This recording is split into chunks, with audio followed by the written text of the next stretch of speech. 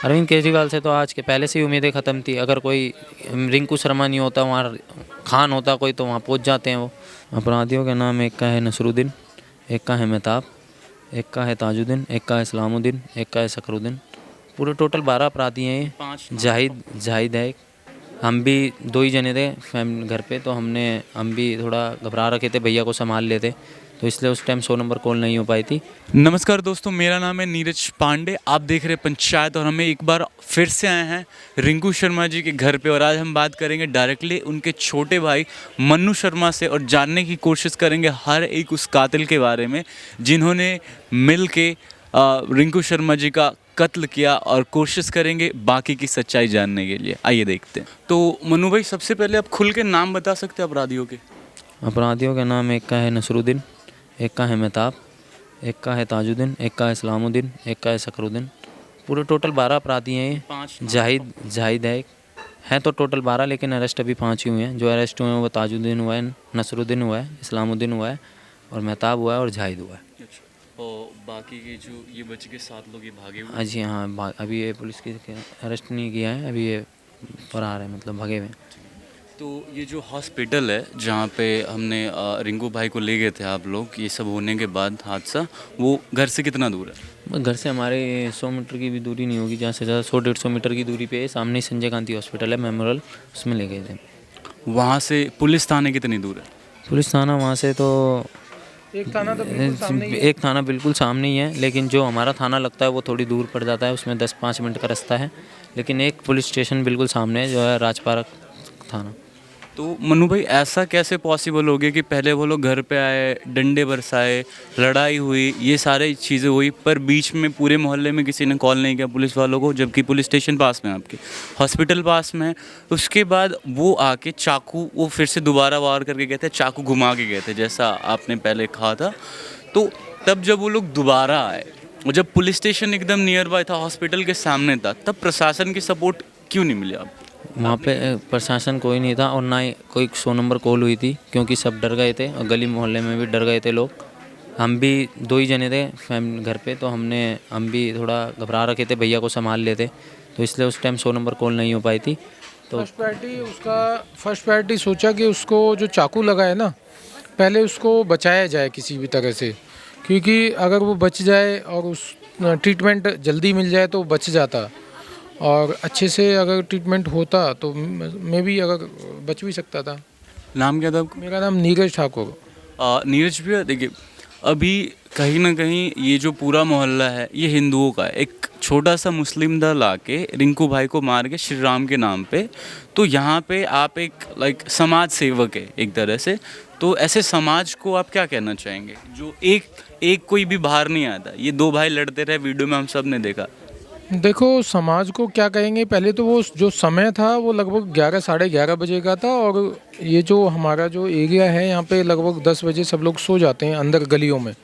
Market में तो फिर भी साढ़े 10-11 बजे तक कोई लोग होते हैं कई बार, लेकिन ये 10 साढ़े 10 बजे सब कुन्नियाँ बंद करके सो जाते हैं।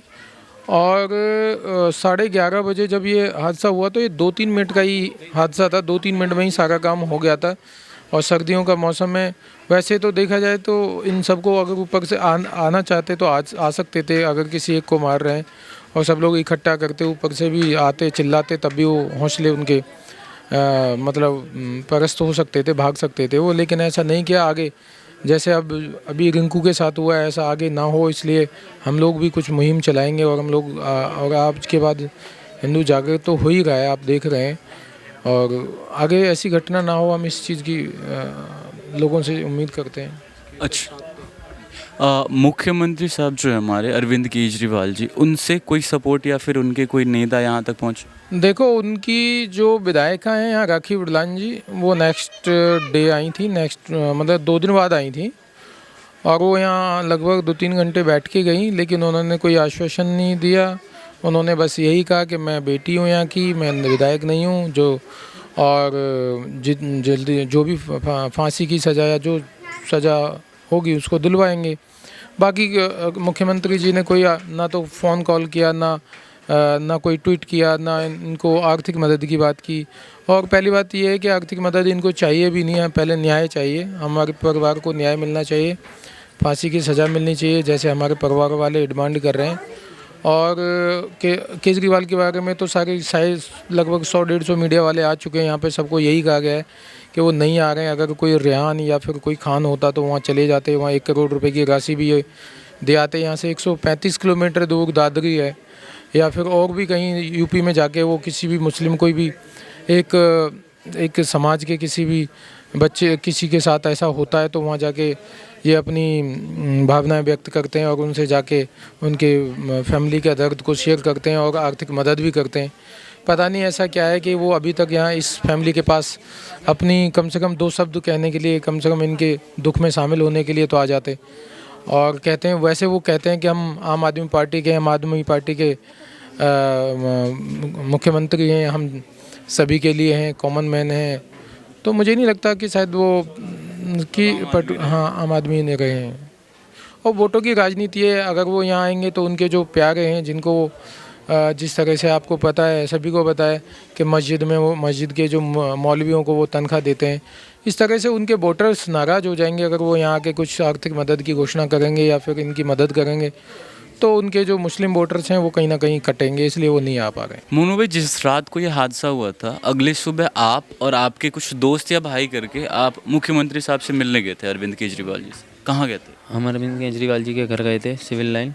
वहाँ पे हम 4 लोग गए थे। सिर्फ हमने एक ही डिमांड रखी थी वहाँ पे कि हमें मिलने दिया जाए। सिर्फ हम इसलिए गए थे, हम ना कोई प्रदर्शन करने गए थे ना कुछ करने गए थे, हम सिर्फ प्यार आराम से बैठ के बात करने गए थे। हम चाहते थे कि अपराधियों को जल्द से जल्द फांसी की सज़ा सुनाई जाए, हम इसलिए गए थे सिर्फ। लेकिन अब अरविंद केजरीवाल जी ना ही अपने घर से बाहर निकले, हमारे को भगाने के लिए वहाँ से 2 बस भर के फोर्स मंगा ली। जैसे ही हम थोड़े से हिंदू भाई जुटे वहाँ पे, मतलब 10-20 हुए, तो उन्होंने 2 बस भर के फोर्स मंगा ली और हमें वहाँ से भगा दिया गया। और डीसीपी साहब ने हमें एक एप्लीकेशन लिखने को बोला था कि आप एक एप्लीकेशन लिखिए, मैं आपको अरविंद केजरीवाल तक पहुँचाऊँगा, मिलवाऊँगा 2 जनों को। तो हमने अपने में डिस्कस करके सोचा कि हमने चलो कोई नहीं, हम 2 जने मिल लेंगे। और वैसे भी हम 2 जने ही मिलने सोच रहे थे। तो हमने एप्लीकेशन लिखी और साइन भी करवाए। तो हम गए 2 जने मिलने, लेकिन अरविंद केजरीवाल फिर भी नीचे नहीं आए, वो ऊपर ही थे। और उनके जो भी नीचे अधिकारी काम करने वाले थे वो आए, उन्होंने हमारी एप्लीकेशन ली और वहीं से मोहर मार के हमें वापस कर दी गई कि उन्होंने बोला कि ये नीचे ये नहीं हो, अभी नहीं आएंगे, ऐसी रिसीविंग मिलती है आपको। एप्लीकेशन में ऐसा कुछ आपने खास लिखा था जो हाईलाइट कर सकते हैं आप? हमने यही लिखा था एप्लीकेशन में कि जल्द से जल्द अपराधियों को फास्ट ट्रैक कोर्ट में डाल के फांसी की सज़ा सुनाई जाए, बस।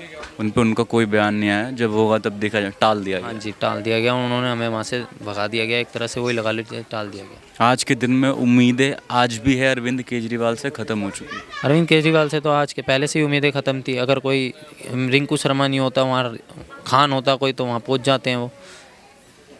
चलिए, बहुत बहुत शुक्रिया।